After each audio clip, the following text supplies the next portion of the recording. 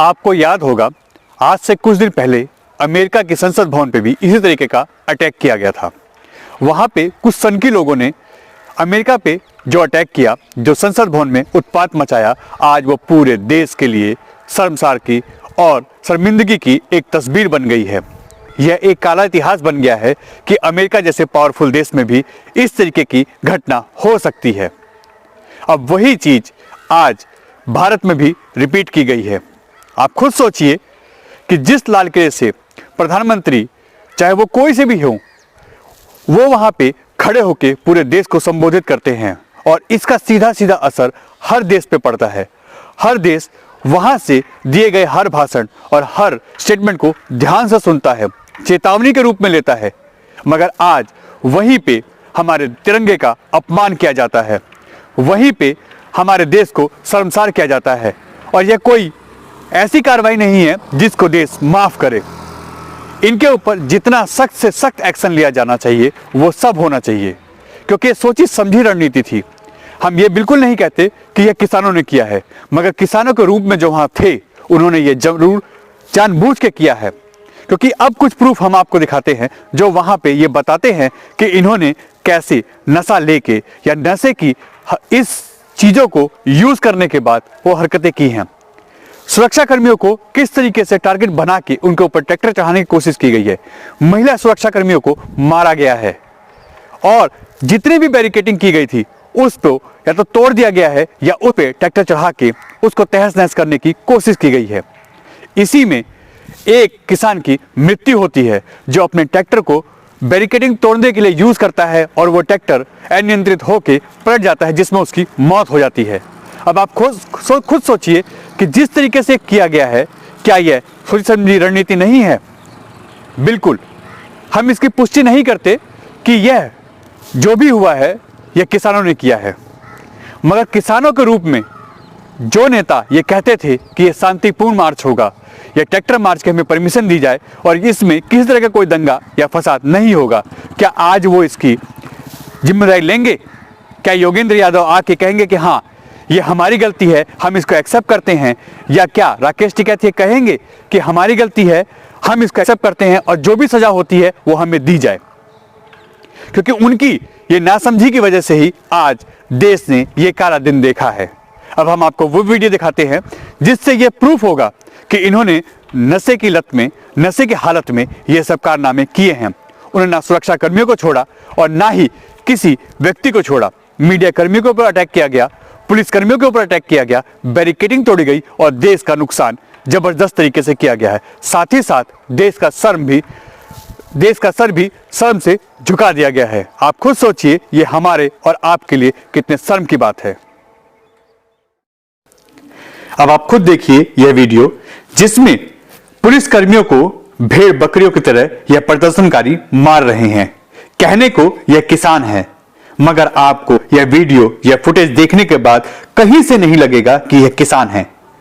यह ऐसे पुलिसकर्मियों को ऊपर अटैक कर रहे हैं, ऐसे डंडे, भाले, लाठी और तलवारों से अटैक कर रहे हैं कि सुरक्षा कर्मियों को अपनी जान बचाने के लिए इस गहरे गड्ढे में कूदना पड़ता है।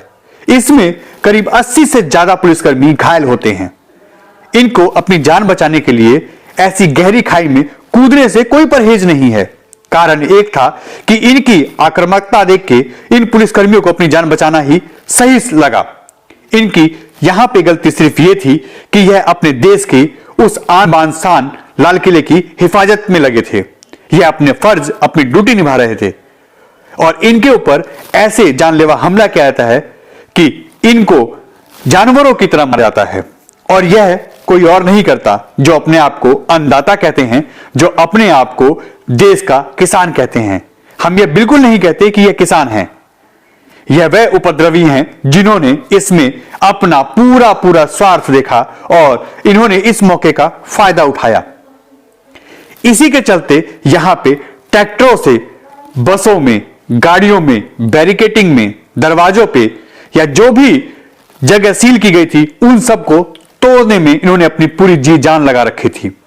यह जीता जागता उदाहरण इस चीज का है कि एक ट्रैक्टर में एक प्रदर्शनकारी यहाँ पे बैरिकेडिंग तोड़ने के लिए अपने ट्रैक्टर को पूरी जान से उसमें मारता है और यह ट्रैक्टर अनियंत्रित होकर पलट जाता है।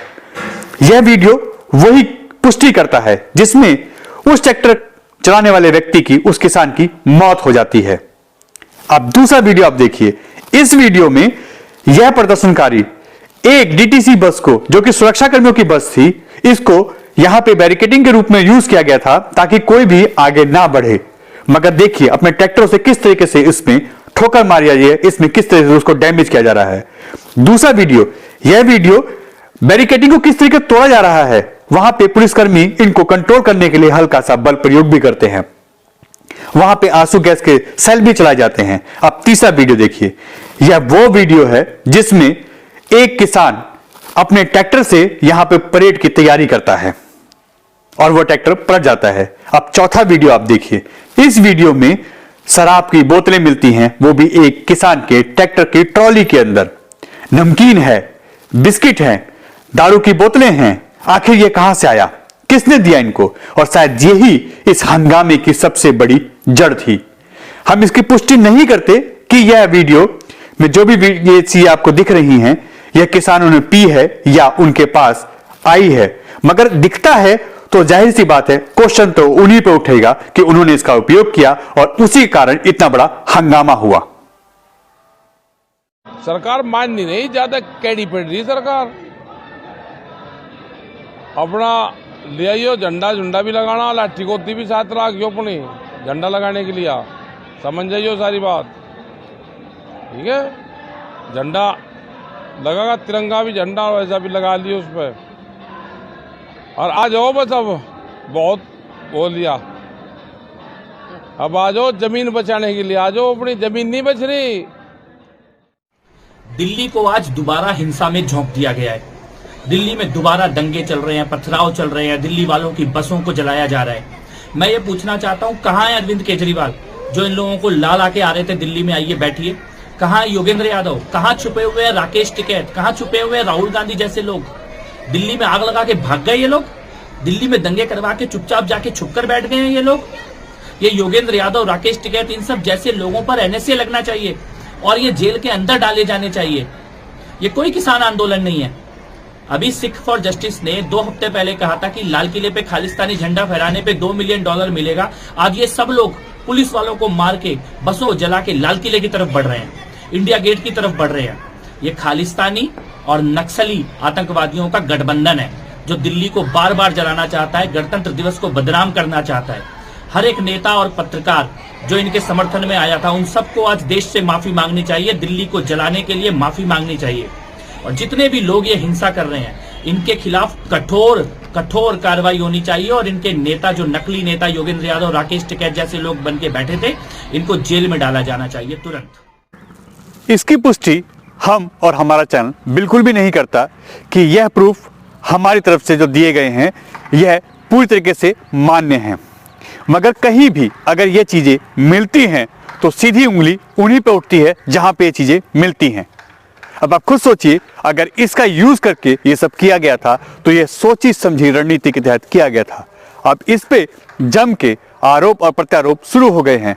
हर पार्टी एक दूसरे पे ब्लेम कर रही है, मगर सबसे बड़ा क्वेश्चन तो यही है कि क्या देश से बड़ा ये पार्टियां हैं, ये नेता हैं? अगर ये इन्वॉल्व हैं या इनके कार्यकर्ता इन्वॉल्व हैं या किसान के रूप में जो लोग थे वो इन्वॉल्व हैं, तो इन पे ऐसे एक्शन लिए जाएं कि आने वाली नस्ल और आने वाले लोग इससे कांप जाएं। ऐसी हरकत करने से पहले कोई भी 10 बार सोचे, क्योंकि इससे पहले आज तक जो भी हुआ है वो आतंकवादी हमला हुआ होता था, जैसे कि संसद भवन पे आज से कुछ साल पहले भारत में हुआ था।